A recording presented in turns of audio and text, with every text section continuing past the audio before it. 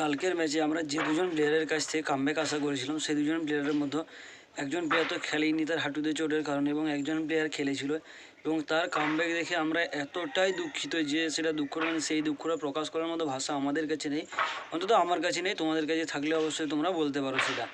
কারণ কালকে রোহিত শর্মার কাছ থেকে আমরা যে কামব্যাকটা আশা করেছিলাম সেই কামব্যাক কিন্তু আমরা রোহিত শর্মার কাছ থেকে দেখতে পাইনি। হ্যাঁ, কিন্তু শ্রেয়াস আয়ারের কাছ থেকে একটা বড় সড়ো কামব্যাক এবং একটা ম্যাচ উইনিং কামব্যাক আমরা দেখেছি, যেটা দেখার জন্য আমরা অধীর আগ্রহে থাকতে পারি বা ছিলাম, এটাও আমরা বলতে পারি। সাথে সাথে 4 নম্বর পজিশানটা যে শ্রেয়াস আয়ার ওন করে এবং 5 নম্বর পজিশানে কেএল রাহুল মানাবেক, সেটা কিন্তু কালকে এসে তার জবাব দিয়ে দিয়েছে।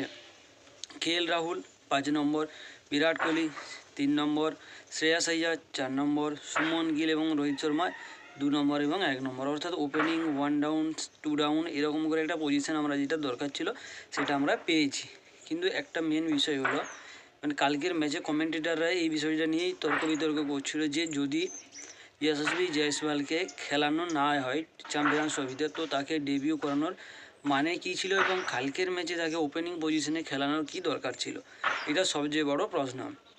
কারণ চ্যাম্পিয়ন্স ট্রফিতে যদি রোহিত শর্মা এবং সুমন গিল ওপেনিং করে বা বাই চান্স রোহিত শর্মা এবং বিরাট কোহলিকে আমরা ওপেনিং করতে দেখি, তো 1 ডাউনে চলে আসবে সুমন গিল বা বিরাট কোহলি, সেকেন্ড ডাউনে চলে আসবে শ্রেয়াস আয়ার এবং থার্ড ডাউনে চলে আসবে কেএল রাহুল। কেএল রাহুলের পজিশন চেঞ্জ হতে পারে, কারণ যদি লেফটি রাইটি কম্বিনেশন চায় সেখানে অক্ষর প্যাটেল বা আমরা রবীন্দ্র জাদেজাকে দেখতে পারি কালকের ম্যাচ অনুযায়ী। এবং কালকে কমেন্টেটরদের যে ম্যাচ নিয়ে তারা ডিসকাস করছিল, তো সেখান থেকে আমরা এইটুকুই বুঝতে পেরেছি। এবং কালকের ম্যাচে যদি আমরা চলে আসি, তো কালকের ম্যাচে একটা খুবই মজাদার ইনসিডেন্ট হয়েছে, যেখানে হটস্টার তাদের একটা যে প্রমোশন চলে চ্যাম্পিয়ন্স ট্রফিকে নিয়ে, যেটা প্রমোট করা হয় বা কালকের ম্যাচটা নিয়ে, তো কালকে হটস্টার লেখে যে ইংল্যান্ড রেডি আছে টি20-এর বদলা এখানে নিতে, এবং ইংল্যান্ডের তরফ থেকে বার্মি আর্মি নামে একটা গ্রুপ আছে যেখানে তারা প্রত্যেক জায়গায় খেলা দেখতেছে, এবং তারা বলেছে নাকি যে তারা 2 গুণা লাগান বসুলেঙ্গে, যেটা আমাদের একটা কথা ছিল লাগান মুভি। তো সেটা একটা মজাদার ইনসিডেন্ট, তো যাই হোক সেটা মজায় মজায় পেরিয়ে গেছে।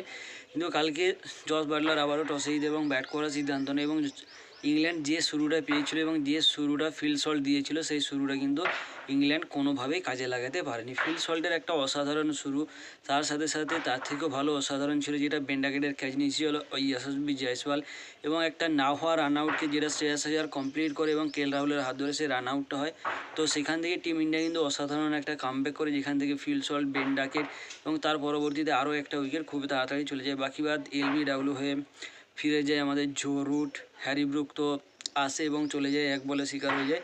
শেষমেশ কিন্তু জস বাটলার এবং আমাদের যে আরও এক ইংল্যান্ডের তরুণ ডেবিউট্যান্ট ছিল জেকব ব্যাথেল, তার কিন্তু দুজনে ইংল্যান্ডের তরফ থেকে 50-50 অর্থাৎ 100 রান করে, বা তার নিজেদের 50 রান করার পর জস বাটলার 52 রান করে এবং জেকব ব্যাথেল 51 রান করে তারা কিন্তু আউট হয়ে ফিরে যায়। এবং ইংল্যান্ডের তরফ থেকে 3 জনেই সবচেয়ে বেশি রান করে, সেটা হচ্ছে ক্যাপ্টেন বাটলার 52, জেকব ব্যাথেল 51 এবং ফিল সল্ট 43 রান করে। ইংল্যান্ড টোটাল 248 রান করে 47.4 ওভার খেলে অলরাউন্ড হয়ে যায়, যেটা টিম ইন্ডিয়ার 5th টি20 রেকর্ড রান ছিল। সেখানে তারা টিম ইন্ডিয়া করেছিল 247, তো সেখানে ওডিআই কিন্তু ইংল্যান্ড রান করে 248। বাকিবার টিম ইন্ডিয়ার তরফ থেকে যে শুরুটা চেয়েছিল সেই শুরুটা কিন্তু হয়নি। তার পরবর্তীতে যেভাবে কামব্যাক করছে হর্ষিত রানা 3 উইকেট, রবীন্দ্র জাদেজা 3 উইকেট, তার সাথে সাথে অক্ষর প্যাটেল 1 উইকেট নেয়। রবীন্দ্র জাদেজা 26 রান দিয়ে 3 wicket, player of the match হওয়ার দাবিদার ছিল রবীন্দ্র জাদেজা। যদি কোনো প্লেয়ারের তরফ থেকে আমাকে যদি বলা হতো যে বিচার করে, আমি কিন্তু রবীন্দ্র জাদেজার নাম সাজেস্ট করতাম, কিন্তু শেষ ম্যাচ 86 রানের একটা অনবদ্য ইনিংসের জন্য সুমন গিলকে প্লেয়ার অফ দ্য ম্যাচ করা হয়। এর পরবর্তীতে টিম ইন্ডিয়া যে শুরু চেয়েছিল টিম ইন্ডিয়া সেই শুরু পায়নি। খুব তাড়াতাড়ি রোহিত শর্মা এবং যশস্বী জয়সওয়াল দুজনে আউট হয়ে ফিরে যায়, কিন্তু তার পরবর্তীতে সুমন গিল এবং শ্রেয়াস আয়ারের হাত ধরে টিম ইন্ডিয়াকে যেভাবে তারা কামব্যাক করেছে, এবং তার পরবর্তীতে টি20 ওয়ার্ল্ড কাপের ফাইনাল ম্যাচে অক্ষর প্যাটেলের কাছে যে ইনিংস আমরা দেখতে পেয়েছিলাম সেরকম একটা সুন্দর ইনিংস কিন্তু অক্ষর প্যাটেল আমাদেরকে উপহার হিসাবে দেয়, এবং সেখান থেকে সেও কিন্তু হাফ সেঞ্চুরি করে ফিরে যায়।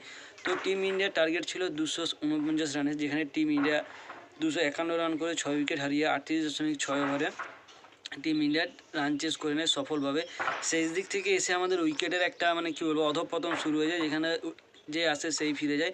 তো এরকমভাবে টিম ইন্ডিয়া যেখানে 3 উইকেট অর্থাৎ 7 উইকেটে ম্যাচ জিতে যাওয়ার কথা ছিল, সেখানে কিন্তু টিম ইন্ডিয়া কাল 6 উইকেট হারে অর্থাৎ 5 উইকেটে ম্যাচ জিতে যায়। টিম ইন্ডিয়ার তরফ থেকে সর্বাধিক রান করে ভাইস ক্যাপ্টেন সুমন গিল 87, শ্রেয়াস আয়ার 59 এবং অক্ষর প্যাটেল 52 রান করে। অপরদিকে ইংল্যান্ডের তরফ থেকে সাকিব মাহমুদ 47 রান দিয়ে 2 উইকেট, আদিল রশিদ 49-এ 1 এবং 49-2 এবং জ্যাকব ব্যাথেল 18 রান দিয়ে 1 উইকেট তুলে নেয়। টিম ইন্ডিয়ার তরফ থেকে প্লেয়ার অফ দ্য ম্যাচ হয় শুভমন গিল।